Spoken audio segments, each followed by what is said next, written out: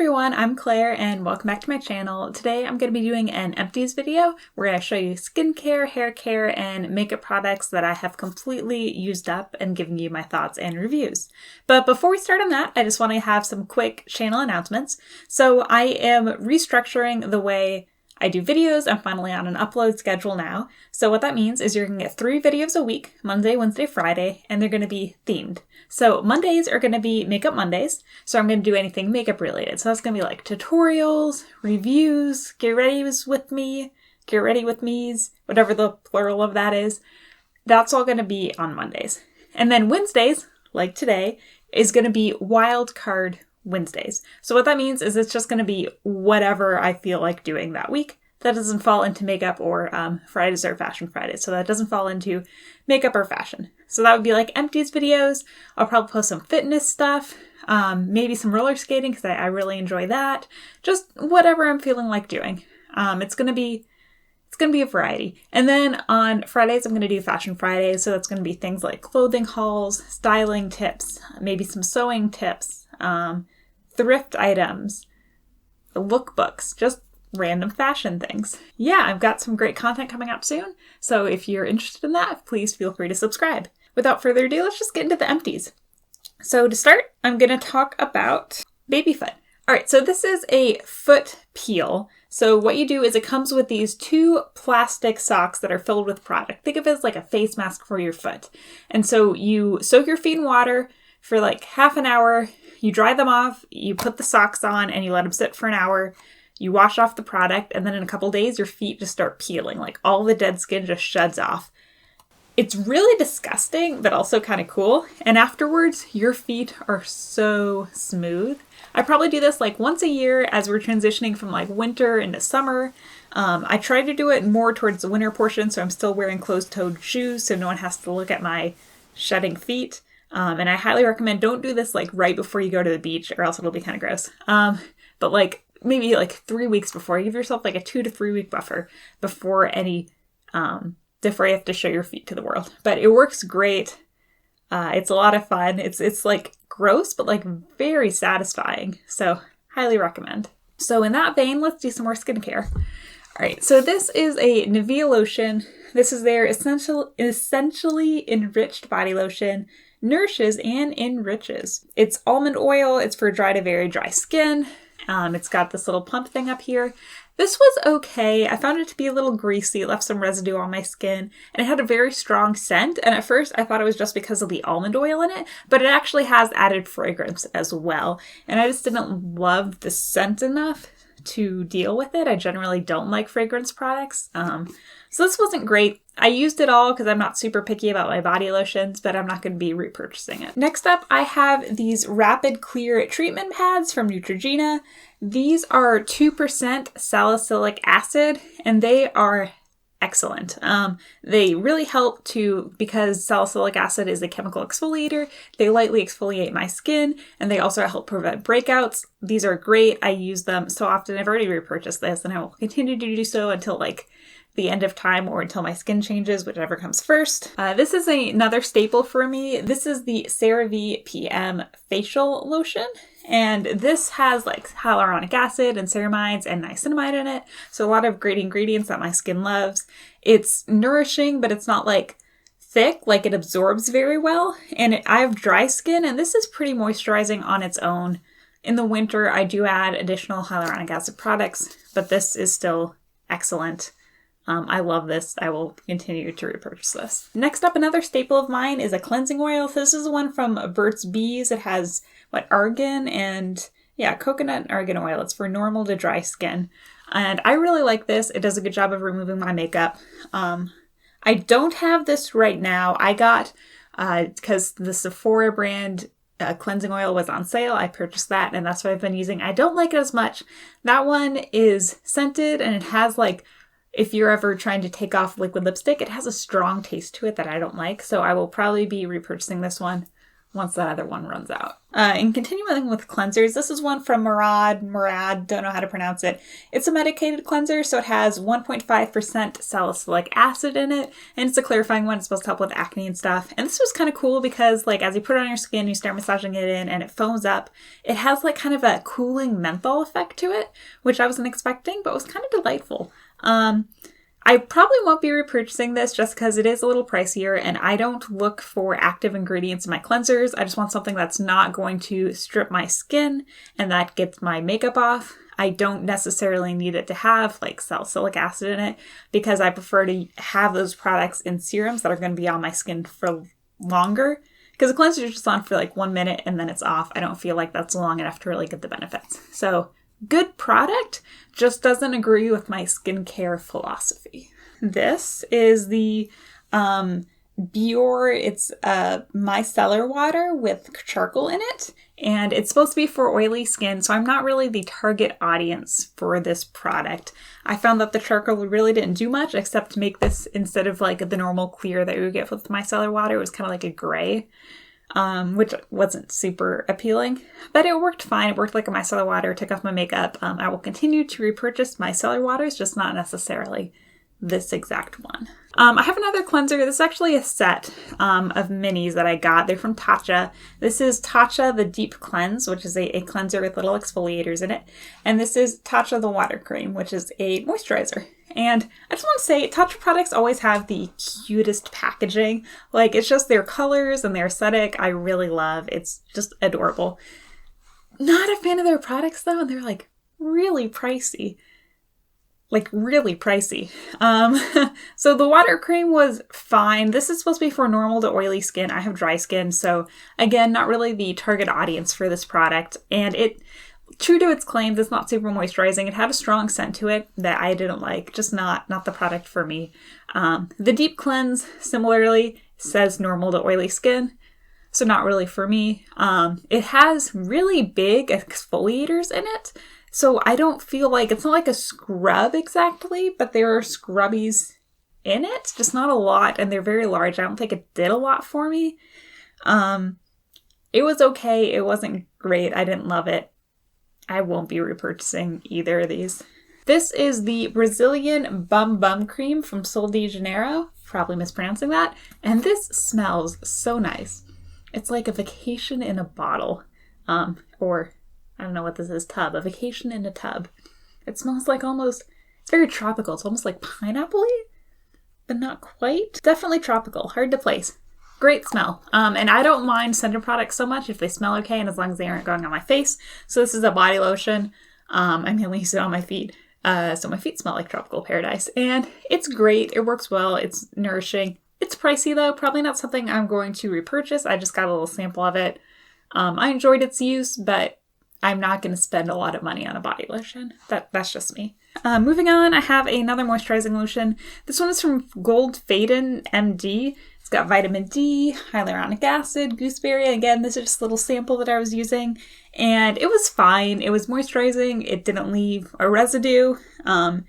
It worked well. I think I would have needed to use this product for longer to get the skin tone evening benefits that it claims it has. Personally, I just didn't think it was very extraordinary, and it's pricey, and I already have a moisturizer that I love, so I'm not going to be purchasing the full size of this. I have a deodorant. This is the Degree Motion Sense Ultra Clear Black and White Deodorant, and the idea is it's not going to leave yellow stains on white clothing, and it's not going to leave white marks on black clothing. It's just not true. I wear a lot of black clothing, like a lot of black clothing, and this definitely leaves white marks on it. I've done some like fashion hauls before, and you can see white marks down the side. They don't stay, so they will wash out in the wash. It's not like it's permanently staining them, but it's not great. I'm probably going to look for something that is a little more clear. This does do a good job as a deodorant. Like, it prevents me from sweating. It smells nice. It's good at that. It's just, it gets on my black clothes, and I would prefer if it didn't. Okay, more skincare. This is the Milano CC. It's a vitamin C cream, serum, vitamin C serum, and it has different languages on the back, so I only know English. No idea what it says, but it works great. I got it off like Amazon, and it's a good vitamin C serum. And it comes in this packaging, and you can see it's got like a little nozzle at the end, so you squeeze it and then the product drips out of there. And the idea is that that's going to prevent any air from getting into that, because you definitely don't want your vitamin C oxidizing on you. And it works good for that, but it takes so long to squeeze any product out of this. And I'm not a patient person, especially in the morning when I'm just trying to get my routine done and get out the door. Those extra like 3 seconds of waiting feel like agony. It's like 3 hours. So I just don't love the packaging here. I'm going to look for other vitamin C serums or creams, whatever, vitamin C products that I like the formula as much as this, but that I like the packaging better than this. So currently not repurchasing, not because it's a bad product, but because I am impatient. Okay, next up, I have a trio of The Ordinary products that I have used up. This is the hyaluronic acid 2% and B5. And this is great. This is something that I use in the winter when my skin is, because I have dry skin. I say that a lot. I feel like it should be my tagline. Hi, I'm Claire, and I have dry skin. And this is, I mean, it's very moisturizing, which is what I need in the winter when there's less humidity in the air, so my skin's even drier than normal. I don't use this product in the winter so much because I don't have that problem, so I have not repurchased this yet. When I make my next round of winter The Ordinary purchases, I will pick this up again. And going along with that, I have the niacinamide 10% and zinc 1% also from The Ordinary. And this serves a different purpose. This is for, it prevents blemishes and it helps with any redness because I have very sensitive skin. So I get a lot of redness and pinkness like towards the center of my face. You can't see now so much because I'm wearing foundation. But yeah, so this helps a lot with that. I really like this product. Oh, I'm doing that thing again. I do a thing where I shake my legs and then I forget that like my whole body shakes and then you can see it on camera and it looks weird. And I have to like consciously remind myself not to do it. But it's good. It's probably a good habit to break, right? So yeah, niacinamide, zinc. It's great. Along with my salicylic acid, it works to minimize breakouts and it helps with the redness towards the center of my face. I love it. Will continue to repurchase.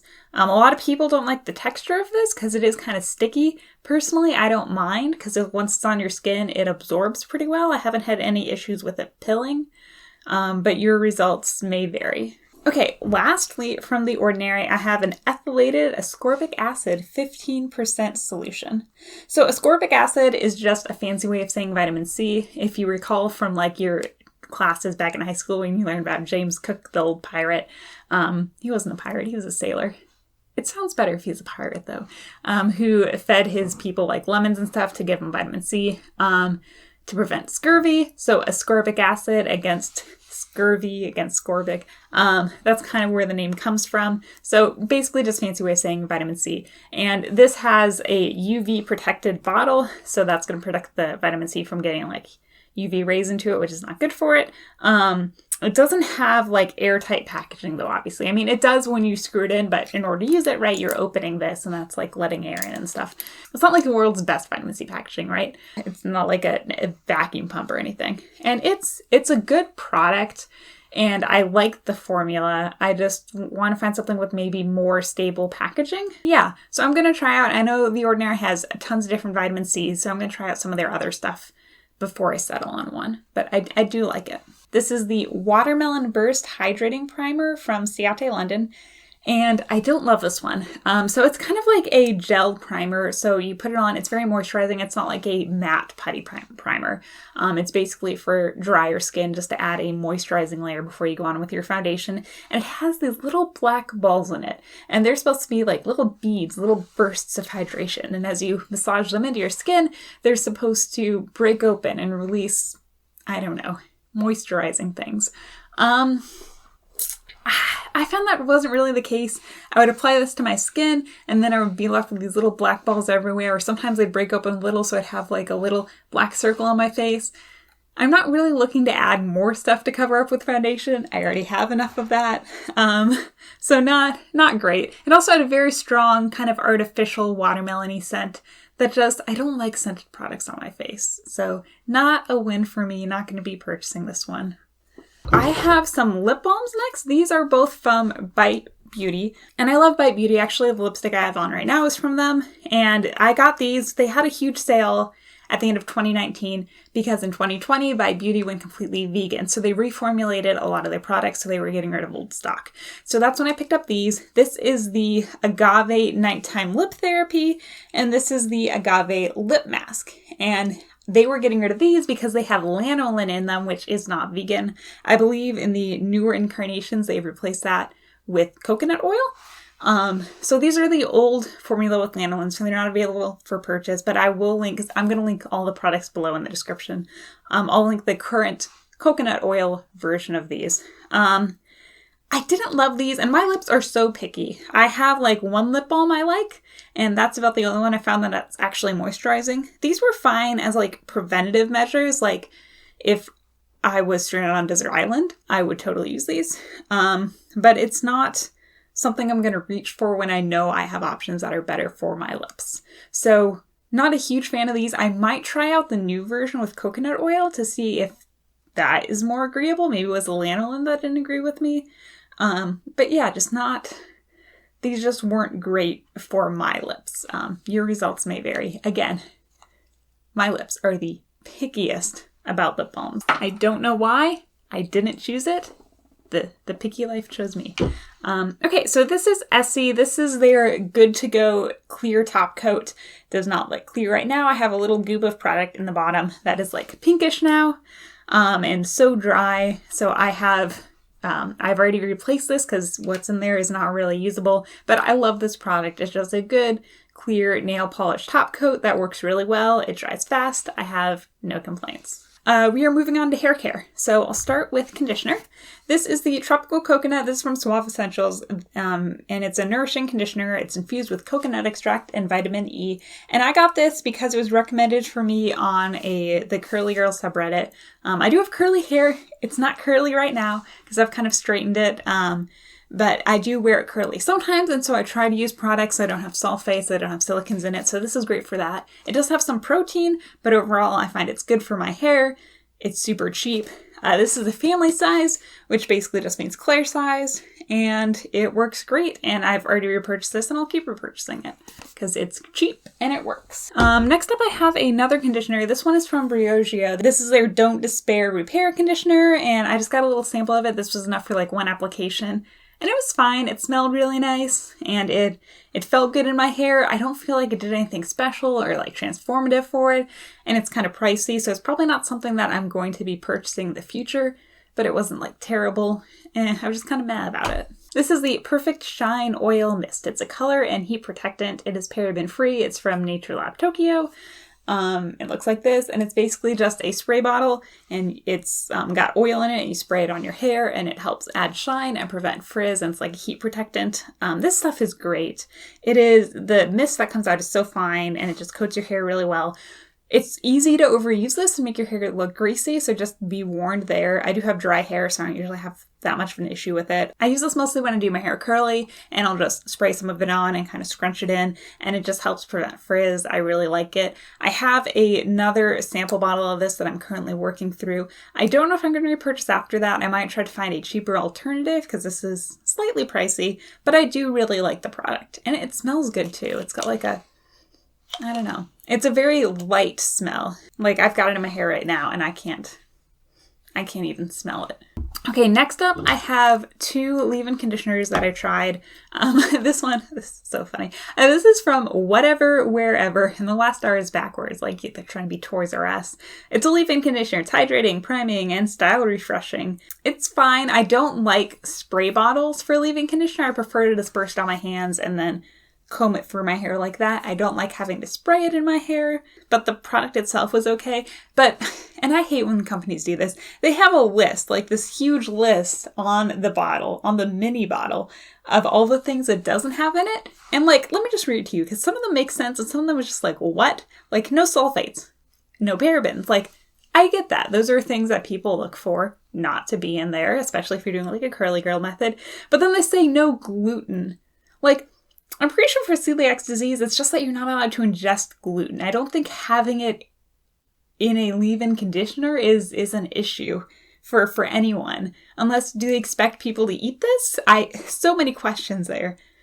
Moving on. No toxins. Like, what even is a toxin? And no one advertises. Like, that's not in the ingredients list. When you're looking through a conditioner, it's not going to say, you know, alcohol, toxin, almond oil. Like, it's not an ingredient that I don't even know what that means. I feel like companies just do this so that they can like look good to claim that they're clean, and it just feels weird to me. I don't love it.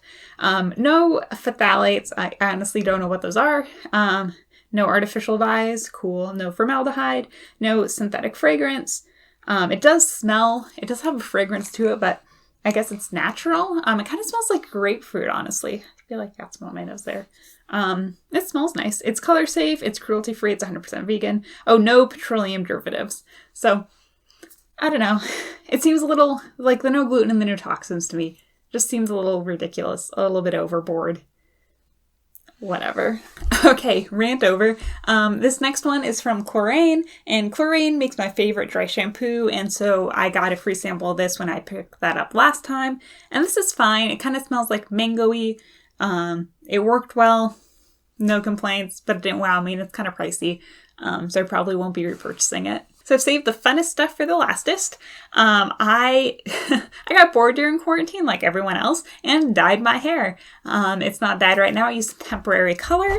So the first one I did, these are both from the L'Oreal Colorista line. So the first one I did was like the soft pink, and it comes in a bottle like this, and you just squeeze it out, you apply it to your hair, you wait like 30 minutes, you wash it off, and then your hair is pink. And then a couple of shampoos later, it's back to its normal color again. And this was so cool. I did a monochromatic pink look when I dyed my hair pink, and it was great. It didn't last very long. I want to say it lasted maybe 2 shampoos before it was fully washed out. So it's not a long-lasting product, but it was fun, and I had a good time with it. And it didn't like dry out my hair at all either. It felt very nourishing, actually. So it was a lot of fun. Highly recommend.